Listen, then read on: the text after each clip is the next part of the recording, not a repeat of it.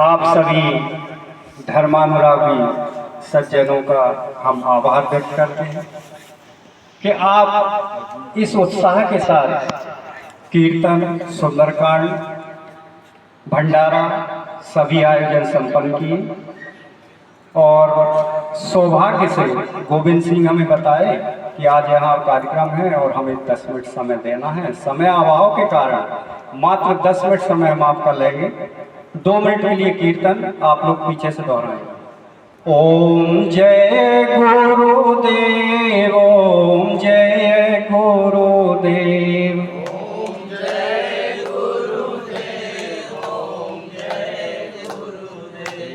ओम जय सिया राम, जय जय सिया राम, ओम जय सिया राम, जय जय सिया राम। श्री गुरु पद नख मणि गण ज्योति, श्री गुरु पद नख मणि गण ज्योति। सुमिरत दिव्य दृष्टि है होती, सुमिरत दिव्य दृष्टि है होती। गलन मोह तम सोस प्रकाशो, दलन रोग भव सोस प्रकाशो। बड़े भाग्य और आवहि जासु, बड़े भाग्य और आवै जासु। उघरहि विमल बिलोचन हिय के, उगरहि विमल बिलोचन हिय के। मिटहि दोष दुख भव रजनी के, मिटाए दोष दुख भव रजनी के। सूझहि रामचरित मणि माणिक, सूझहि रामचरित मणि माणिक। गुप्त प्रगट जहाँ जो जेहि खानिक, गुप्त प्रगट जो जहि खानिक। यथा सुअंजनि अंजिद्रगो, साधक सिद्ध सुजान, कौतुक देखत शैलवन, भूतल भूरि निदान। ओम श्री सद्गुरुदेव भगवान की जय। प्रिय सज्जनों, रामचरितमानस या श्रीमद् भगवद गीता हमारे धर्मशास्त्र हैं और इन्हें समझने के लिए ये जो चौपाई शुरुआत में गोस्वामी तुलसीदास जी लिखे हैं, रामचरितमानस हम क्यों नहीं समझ पाते हैं? हजारों बार पढ़ने के बाद भी हम उसका यथार्थ अर्थ क्यों नहीं समझ पाते? उसका कारण है उसकी समझने की कुंजी पूज्य गोस्वामी तुलसीदास जी शुरुआत में ही रख दिए। गुरु महाराज के चरण कमल जब तक आप हृदय में धारण नहीं करेंगे तब तक वो हृदय की दिव्य दृष्टि जो भगवान श्री कृष्ण के द्वारा संजय को प्राप्त हुई, वेदव्यास जी के द्वारा भगवान श्री कृष्ण के द्वारा अर्जुन को, वेदव्यास जी के द्वारा संजय को प्राप्त हुई, वो ही दिव्य दृष्टि के द्वारा आप इस रामचरितमानस को या श्रीमद् भगवद गीता को समझ पाएंगे। अब इसके लिए हमें क्या करना है? गुरु की आवश्यकता है। तो गुरु कौन होते हैं? मुख्य प्रश्न यहाँ खड़ा होता है। वास्तव में गुरु के लक्षण ब्रह्मवेत्ता वक्ता सुरति, गुरु के लक्षण जान, इच्छा राखे मोक्ष की, ताहि शिष्य पहचान। वास्तव में परम विरक्त जो अपने को इस संसारी बंधनों से मुक्त कर चुके हैं, ऐसे सदगुरु के द्वारा ही हम इस रामचरितमानस को विधिवत समझ सकते हैं कि इसमें लिखा क्या है। रामचरितमानस के अंदर कई दृष्टांत आपको ऐसे मिलेंगे जिनका आप अर्थ संसार में नहीं खोज पाएंगे। जैसे माता सीता का पृथ्वी से उत्पन्न होना, अग्नि में समाहित होना। भगवान राम क्या कहे, सुनहु प्रिया व्रत रुचिर सुशीला, मैं कछु करब ललित नरलीला, तुम पावक मोह करहु निवासा, जब लगी करहु निशाचर नासा। तो क्या कोई साधारण स्त्री अग्नि में प्रवेश कर सकती है, सुरक्षित रह सकती है? ऐसे ही कई प्रकरण, जैसे आपका सुंदरकांड चल रहा है, सुंदरकांड में हनुमान जी जब समुद्र लांघते हैं तो वहाँ उनको राक्षसियाँ मिलती हैं, सिंगिका मिलती है, सुरसा मिलती है, मेनाक मिलता है। तो क्या बाहर संसार में ऐसे कहीं समुद्र हैं? क्या आपको कहीं समुद्र के अंदर ऐसी कोई प्रवृत्ति राक्षसी देखने को मिली जो आपको छाया पकड़ ले और आप रुक जाएं? वास्तव में ये एक आध्यात्मिक धर्म ग्रंथ है। इसको समझने के लिए हमें बारीकी से ही पढ़ना पड़ेगा, समझना पड़ेगा किसी संत के सानिध्य में, क्योंकि इसकी कुंजी वही है कि सिर्फ गुरु महाराज के चरण रज के द्वारा ही हम इसको समझ सकते हैं। आप 1000 बार गीता पढ़ें, 1000 बार रामायण पढ़ें, लेकिन वास्तविक अर्थ से कोसों दूर हैं आप। और आज आपके बीच हमारे गोविंद सिंह जी एक अद्भुत अमूल्य कृति श्रीमद् भगवत गीता की व्याख्या पूज्य स्वामी जी द्वारा जो की गई है यथार्थ गीता के रूप में, उसका आपको वितरण करेंगे। उसे आप विधिवत पढ़ें, क्रम से पढ़ें। जरूरी नहीं कि एक अध्याय पढ़ना, आप 5 श्लोक 10 श्लोक अर्थ सहित नियमित पढ़ें। आप 4 आवृत्ति करते हैं तो आपको समझ में आएगा कि भगवान श्री कृष्ण कौन है, अर्जुन कौन है और उनकी विद्या को हम कैसे पा सकते हैं। श्रीमद् भगवत गीता कोई साधारण पुस्तक नहीं है, रामचरितमानस कोई साधारण पुस्तक नहीं है। ये हमारे अलौकिक धर्म ग्रंथ है जो हमें इस लोक से परे ईश्वर तक की दूरी तय कराने में सहायक है। साधना के 7 सोपान रामचरितमानस के 7 पांडव। ऐसा नहीं है कि 7 अध्याय गोस्वामी तुलसीदास जी ने बना दिए। ये साधना की 7 सीढ़ियां हैं, क्रमोन्नत 7 सीढ़ियां हैं जिन पे हमें क्रम से चलना है। इसी प्रकार महाभारत के बीच में भगवान श्री कृष्ण अर्जुन को उपदेश देते हैं और उस उपदेश के द्वारा उन्होंने क्या सिद्ध किया। अर्जुन किन रूढ़ियों में उलझे हुए थे, आज उन रूढ़ियों में हम भी उलझे हुए हैं। उन्हीं रूढ़ियों से निकालने के लिए भगवान श्री कृष्ण अर्जुन को ये गीता के माध्यम से 700 श्लोक के माध्यम से वो पूरी विद्या बताए जिसे हम आज ब्रह्म विद्या कहते हैं। ये सद्गुरुओं की विद्या है। इसके बिना भगवत पथ पर हम चल नहीं सकते। आज गीता की हजारों टीकाएं आपको मार्केट में मिलेंगी, लेकिन यथार्थ उद्घोष आपको यथार्थ गीता मिलेगा। ये हमारे आश्रम से प्रकाशित है, इसलिए मैं इसकी तारीफ या नहीं बड़ाई नहीं कर रहा हूँ। इसको विश्व धर्म संसद सभा के द्वारा सम्मानित किया गया है। ऑल वर्ल्ड की जो धर्म संसद सभा है उसके द्वारा इसको प्रमाणित किया गया है कि ये विश्व का धर्मशास्त्र है। क्यों? इसके अंदर कुछ प्रश्न ऐसे हैं कि जिनको कोई भी गीता स्पष्ट आज तक नहीं कर पाई। कर्म है, वर्ण है, यज्ञ है। गीता के 2 प्रश्न मुख्य हैं, यज्ञ और कर्म। अगर हम यज्ञ को समझ लें तो कर्म समझ में आता है, कर्म अगर समझ में आ जाता है तो युद्ध समझ में आ जाएगा, युद्ध स्थल समझ में आ जाएगा, वर्ण व्यवस्था समझ में आ जाएगी। आज देखो मनुष्य को ही 4 वर्णों में बांट दिया गया है। एक श्लोक आधा चातुर्वर्ण्यम मया सृष्टम गुण कर्म विभाग से, केवल आधा श्लोक पढ़ के हमने अपने मनुष्यों को ही 4 भागों में बांट दिया, जबकि मनुष्य सभी परमात्मा की संतान है, सभी एक ईश्वर से उत्पन्न है। ये जातियां हैं, इनको नकारा नहीं जाएगा, लेकिन इनको वर्ण नहीं कहा जा सकता। वर्ण साधना के 4 क्रमोन्नत सोपान, जैसे शूद्र, वैश्य, क्षत्रिय और ब्राह्मण। तो ये साधना के क्रमोन्नत 4 सोपान हैं जिन्हें आप यथार्थ गीता में भली भांति पाएंगे। ये कैसे बांटा, और इसे गुणों के आधार पर बांटा गया है। मनुष्यों को नहीं बांटा भगवान श्री कृष्ण, लेकिन कुछ बुद्धिजीवी लोगों ने मनुष्यों को ही बांट दिया, और आज वही रूढ़ियां हमारे समाज को ग्रसे हुए हैं। शूद्र सेवा करे, वैश्य धनार्जन करें, क्षत्रिय युद्ध करें। अगर आज इस बात को आप देखें तो बाहर संसार में कहीं आपको ऐसा मिल रहा है क्या कि शूद्र केवल सीधा सेवा कर रहा है, वैसे केवल धनोपार्जन कर रहा है? आज तो सब कोई सब कार्य कर रहा है। राजनीति में भी शूद्र है, वैश्य भी राजनीति कर रहा है, ब्राह्मण भी राजनीति कर रहा है। तो ये हमारी जातियां हैं, ये हमारे वर्ण नहीं है। अब संक्षेप में हम उस साधना का आपको बताने का प्रयास करेंगे कि ये वर्ण कैसे विभाजित है।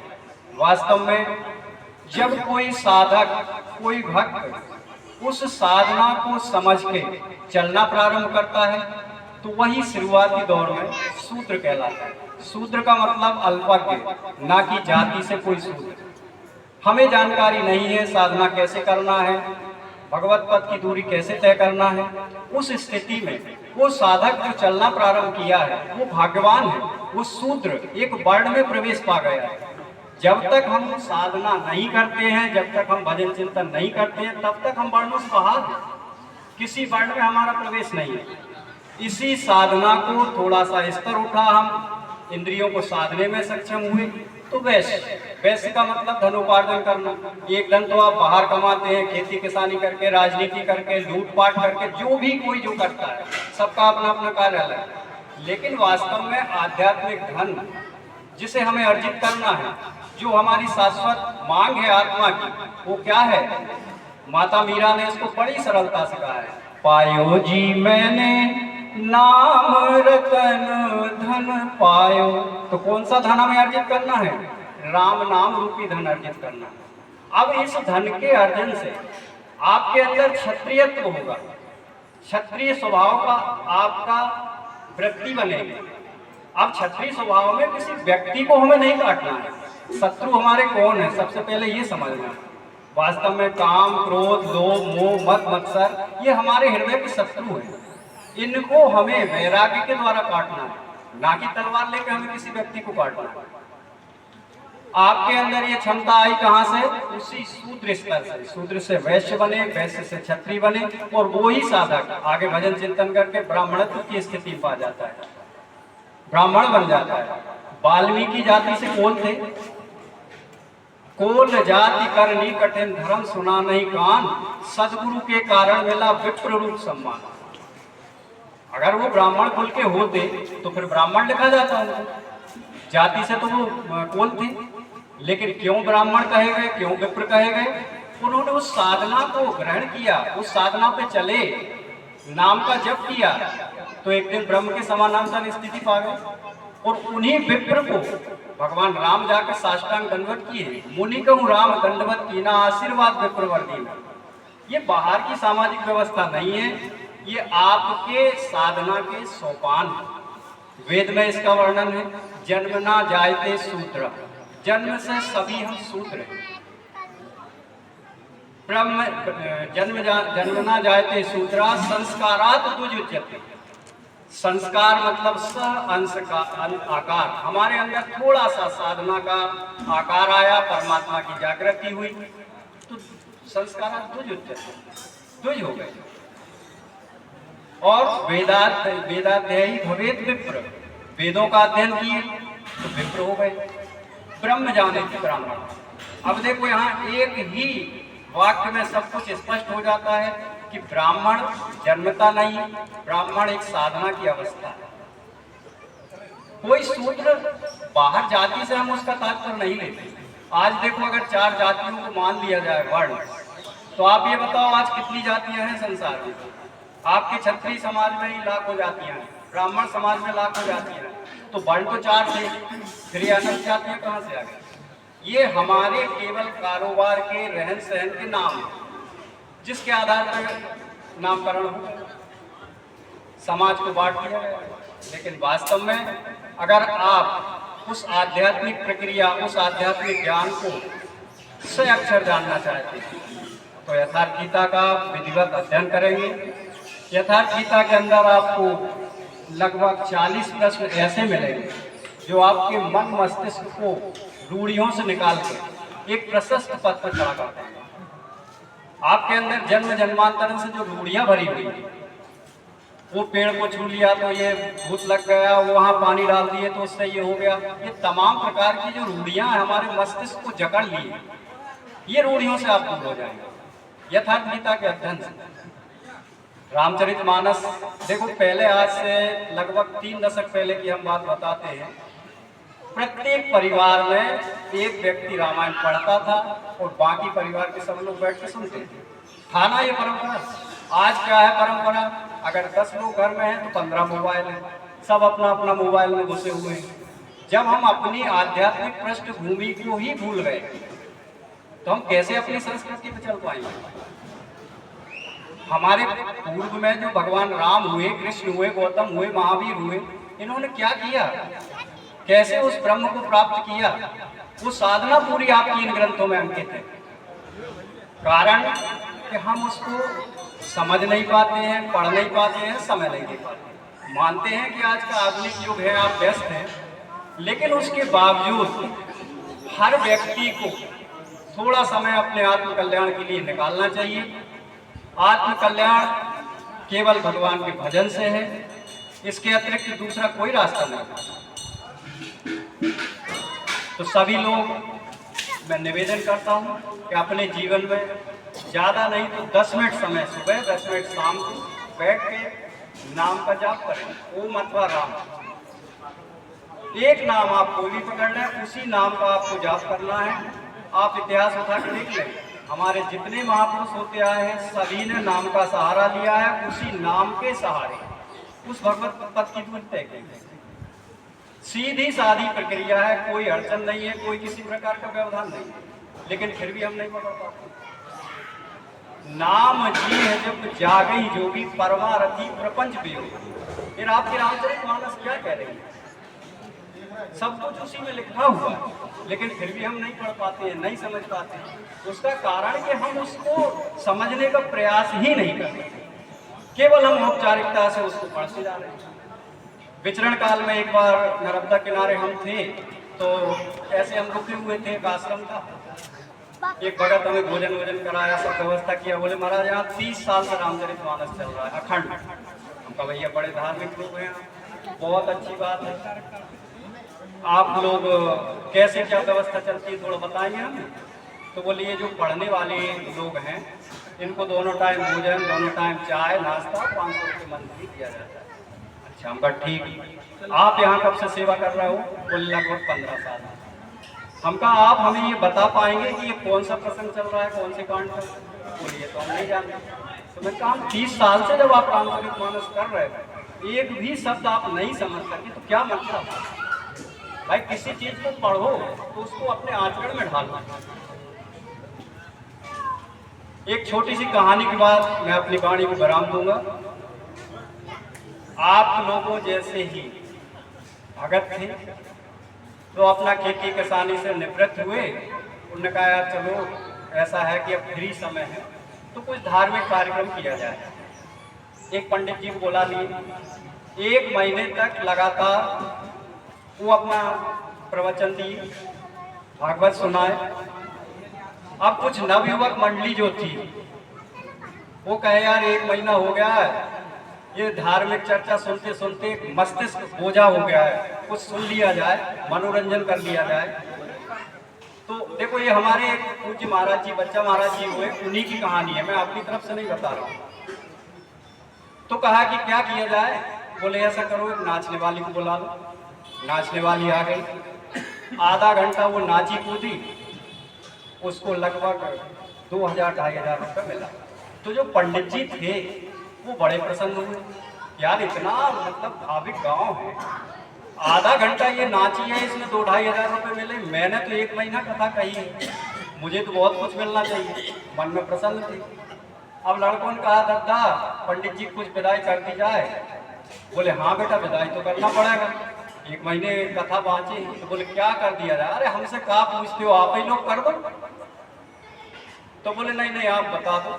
तो अच्छा ये बताओ, बोले पंडित जी के भोजन पानी नहाने धोने कपड़ा की सब व्यवस्था लड़के लोग किए हैं ना, पंडित जी कोई कष्ट तो नहीं हुआ? बोले नहीं। तो बोले ठीक है ऐसा करो, 1 रुपया रोज के हिसाब से पंडित जी को 30 रुपये दे दो। अब पंडित जी ने किस्मत ठोंकी, कि फूटी आंख जहान की, का करे जगदीश, चंपकली पे 500 मुरलीधर पे 30। बोलिए श्री सतगुरुदेव भगवान की जय।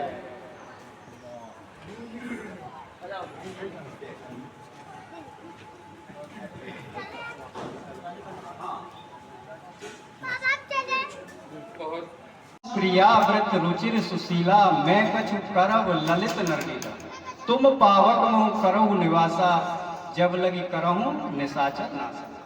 तो क्या कोई साधारण स्त्री अग्नि में प्रवेश कर सकती है, सुरक्षित रह सकती है? ऐसे ही कई प्रकरण, जैसे आपका सुंदरकांड चल रहा है, सुंदरकांड में हनुमान जी जब समुद्र लांघते हैं तो वहां उनको राक्षसियां मिलती हैं, सिंहिका मिलती है, सुरसा मिलती है, मेनाक मिलता है। तो क्या बाहर संसार में ऐसे कहीं समुद्र हैं? क्या आपको कहीं समुद्र के अंदर ऐसी कोई प्रवृत्ति राक्षसी देखने को मिली जो आपको छाया पकड़ ले और आप रुक जाएं? वास्तव में ये एक आध्यात्मिक धर्म ग्रंथ है। इसको समझने के लिए हमें बारीकी से ही पढ़ना पड़ेगा, समझना पड़ेगा, किसी संत के सानिध्य में, क्योंकि इसकी कुंजी वही है कि श्री गुरु महाराज के चरण रज के द्वारा ही हम इसको समझ सकते हैं। आप 1000 बार गीता पढ़ें, 1000 बार रामायण पढ़ें, लेकिन वास्तविक अर्थ से कोसों दूर हैं आप। और आज आपके बीच हमारे गोविंद सिंह जी एक अद्भुत अमूल्य कृति श्रीमद् भगवत गीता की व्याख्या पूज्य स्वामी जी द्वारा जो की गई है यथार्थ गीता के रूप में, उसका आपको वितरण करेंगे। उसे आप विधिवत पढ़ें, क्रम से पढ़ें। जरूरी नहीं कि एक अध्याय पढ़ना है, आप 5 श्लोक 10 श्लोक अर्थ सहित नियमित पढ़ें। आप 4 आवृत्ति करते हैं तो आपको समझ में आएगा कि भगवान श्री कृष्ण कौन है, अर्जुन कौन है और उनकी विद्या को हम कैसे पा सकते हैं। श्रीमद् भगवत गीता कोई साधारण पुस्तक नहीं है, रामचरितमानस कोई साधारण पुस्तक नहीं है। ये हमारे अलौकिक धर्म ग्रंथ है जो हमें श्लोक से परे ईश्वर तक की दूरी तय कराने में सहायक है। आदरणीय महाराज के द्वारा मधुरमय वाणी से हमें ज्ञान प्राप्त किया। एक बार जोरदार ताली बजाकर महाराज जी का सम्मान करें।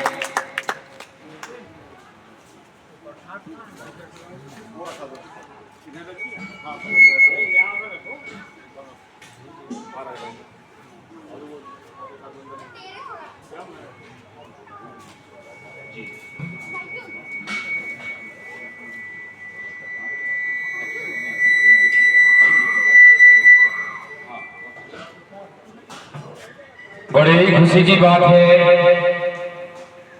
अपना गुरुकुल सत्संग परिवार के हमारे परम सम्मानीय गोविंद सिंह जी, जिनके द्वारा गुरुकुल सत्संग परिवार को यथार्थ गीता यहाँ से सप्रेम भेंट की जा रही है। एक बार जोरदार ताली बजाएं हमारे गोविंद भैया के लिए। अपना गुरुकुल सत्संग परिवार को, प्रत्येक व्यक्ति को यहाँ से यथार्थ गीता वितरण इनकी ओर से की जाएगी। बहुत बहुत अपना गुरुकुल सत्संग परिवार आपका हृदय से धन्यवाद करता है और सभी सदस्यों से निवेदन है यहाँ से जो गीता आप प्राप्त करके जाएं उसका अध्ययन भी करें। आप गीता वही व्यक्ति यहाँ से स्वीकार करे लेने में जो उसका नित्य प्रतिदिन अध्ययन करे। एक बार पुनः जोरदार ताली बजाएं हमारे गोविंद भैया के लिए। जैसा कि अपना गुरुकुल सत्संग परिवार का यह तृतीय स्थापना दिवस भगवान भोलेनाथ के दरबार में परिवार के द्वारा मनाया जा रहा है।